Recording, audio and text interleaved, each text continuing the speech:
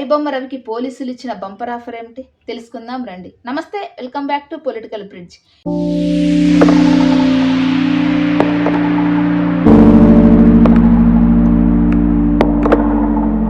Cinema industry పెద్దలకు కంటి మీద కునుకు లేకుండా చేసిన ఐబొమ్మ రవిని ఎట్టకేలకు పోలీసులు పట్టుకున్నారు. 14 రోజుల రిమాండ్ కూడా విధించారు. కేవలం టెక్నాలజీని యూజ్ చేసుకుని కొన్ని కోట్లు ఖర్చు పెట్టిన సినిమాను సైతం పైరసీ చేసి సినిమా ప్రేక్షకులకు తన వెబ్సైట్ ద్వారా ఫ్రీగా సినిమా చూపించేవారు.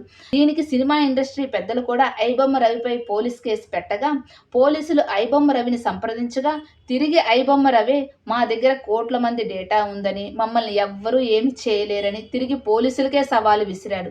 చిన్నప్పటి నుంచి టెక్నాలజీలో ఎంతో పట్టు ఉన్న ఐబొమ్మ రవి చివరికి ఇలా అవడం చాలా బాధాకరం. తన తెలివితేటలకు ఎంతో మంత్రముగ్ధులైన పోలీసులు కూడా తనకు ఒక ఆఫర్ ఇచ్చారు, పోలీస్ శాఖలో ఉద్యోగం ఇస్తానని. కానీ దీనికి ఐబొమ్మ రవి పోలీసుల ఇచ్చిన ఆఫర్ని తిరస్కరించాడు.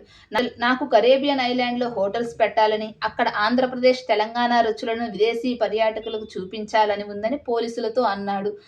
IBomma Ravi middle class and below middle class వర్గాలకు ఒక రాబిన్ హుడ్ హీరోలాగా కనిపించేవాడు. ఎందుకంటే ఈ రోజుల్లో సినిమా హాళ్ళకి ఒక మధ్యతరగతి, బిలో మధ్యతరగతి వాళ్ళు వెళ్ళాలంటే ఎంత ఖర్చు అవుతుందో అందరికీ తెలిసిందే. అలాంటి సినిమాలను సైతం తమకు ఫ్రీగానే చూపించేవాడని చాలామంది ఐబొమ్మ రవికి సపోర్ట్ చేసేవాళ్ళు ఉన్నారు. కానీ టెక్నాలజీలో ఎంతో పట్టు ఉన్న ఐబొమ్మ రవి తన తెలివిని ఇలా ఉపయోగించడం చాలా బాధాకరం. తన తెలివితేటల్ని సరైన మార్గంలో ఉపయోగించి ఉండుంటే దేశానికి ఎంతో ఉపయోగపడేవాడు. చిన్నప్పటి నుంచి ఎంతో బ్రైట్ స్టూడెంట్గా ఉన్న ఐబొమ్మ రవి చివరికి ఇలా అవడం చాలా బాధాకరం. ఐబొమ్మ రవి బ్యాక్గ్రౌండ్ చూస్తే తను ఒక మిడిల్ క్లాస్ కుటుంబానికి చెందినవాడు. చిన్నప్పటి నుంచే చదువులలో ఎంతో చురుకుగా వ్యవహరించేవాడని, తన తోటి స్నేహితులకు కూడా చదువులలో చాలా హెల్ప్ చేసేవాడని తనతో పాటు చదువుకున్న విద్యార్థులు చెప్తున్నారు. అలాంటి ఐబొమ్మ రవి సినిమాలను పైరసీ చేసి చివరకు కటకటాల పాలయ్యాడు. చదువులలో తన తెలివితేటలు గమనించిన టీచర్లు సైతం జీవితంలో మంచి స్థాయికి చేరుకునేవాడని అనుకునేవారంట. తప్పు చేస్తే ఎంతటి వారినైనా ఉపేక్షించేది లేదని పోలీసులు మరొకసారి నిరూపించారు. మీరేమంటారు?